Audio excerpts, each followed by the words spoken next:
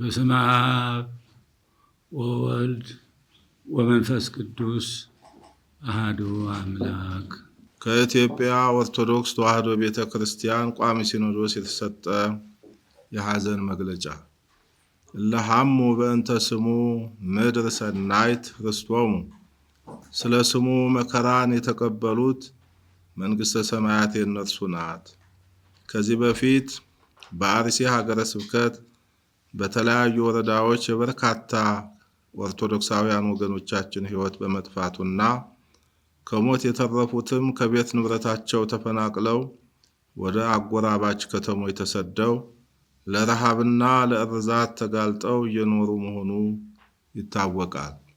ቀደም ሲል በተለያዩ ጊዜያት በደረሰው ሞትና ስደት ምዕመናን እያዘኑ ባሉበት እኛም ከሐዘናችን ባልተጽናናንበት ሁኔታ ጥቃቱ በአዲስ መልኩ ቀጥሎ የ21 ንጹሐን ወገኖቻችን ሕይወት በግፍ ማለፉን በሕይወት የተረፉትም በታጣቂዎች መታገታቸውንና የደረሱበት አለመታወቁን ከ10 የሚበልጡ አባወራዎች ቤትና ንብረት እንደተቃጠለ በመግለጽ ከሀገረ ስብከቱ የቀረበውን ሪፖርት የተመለከትነው ጥልቅ በሆነ ሐዘን ነው።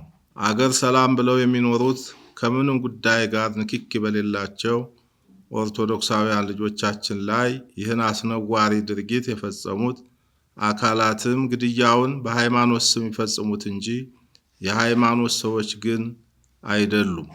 ዓላማቸውም በሀገራችን ለረጅም ዘመናት ተከባብረው አብረው በኖሩት የሃይማኖት ተቋማት መካከል ግጭትን መፍጠር ነውና የሁሉም ሃይማኖት ተከታዮች በጋራ ልናወግዛቸው ይገባል።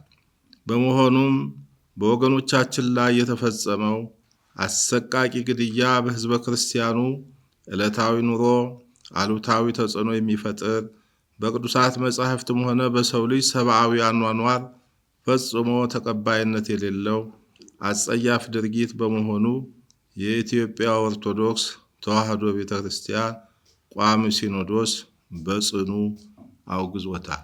በምስራቅ አርሲ ሀገረ ስብከት በተደጋጋሚ እየተፈጸመ ያለው ሞትና መፈናቀልም ኦርቶዶክሳውያን ልጆቻችን በየትኛውም የሀገራችን ክፍል በነጻነት ሰርተው የመኖርና ስርዓተ አምልኮ የመፈጸም ሕገ መንግሥታዊ መብታቸውን የሚጋፋ በመሆኑ የክልሉና የፌዴራል መንግስት ጉዳዩን በልዩ ሁኔታ ተከታትለው አፋጣኝ መፍትሄ እንዲሰጡበት ቋሚ ሲኖዶስ በጥብቅ ያሳስባል።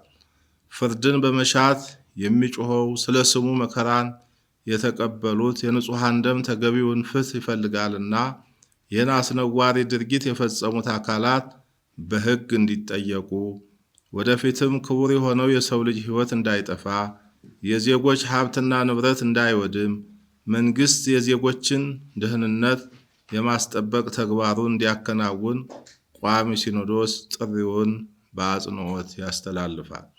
በደረሰው አደጋ ዙሪያ ተነጋግሮ ተገቢው ውሳኔ ለማሳለፍ የተሰበሰበው ቋሚ ሲኖዶስም የአካባቢው ችግር አስተማማኝ በሆነ መንገድ ተፈትቶ ዘላቂ ሰላም እስኪገኝ ድረስ በቅዱስ ሲኖዶስ ምልዓተ ጉባኤ የተሰየመው የሀገር ሰላምና የቤተ ክርስቲያን አንድነት አብይ ኮሚቴ ከፌዴራልና ከክልሉ መንግስት ጋር በመነጋገር ስራውን አጠናክሮ እንዲቀጥልና የሚመለከታቸውም አካላት በየድርሻቸው አስፈላጊውን ትብብር እንዲያደርጉ ቋሚ ሲኖዶስ በክብር ያሳስባል። የክልሉ መንግስትና የአካባቢው መስተዳድርም ችግሩን ለመፍታት እያደረገ ያለውን ጥረት አጠናክሮ እንዲቀጥልና ወደፊትም ችግሩ እንዳይደገም ከመሰረቱ መፍታት የሚያስችል እርምጃ እንዲወስድ ቅድስት ቤተ ክርስቲያናችን በአጽንኦት ትጠይቃለች።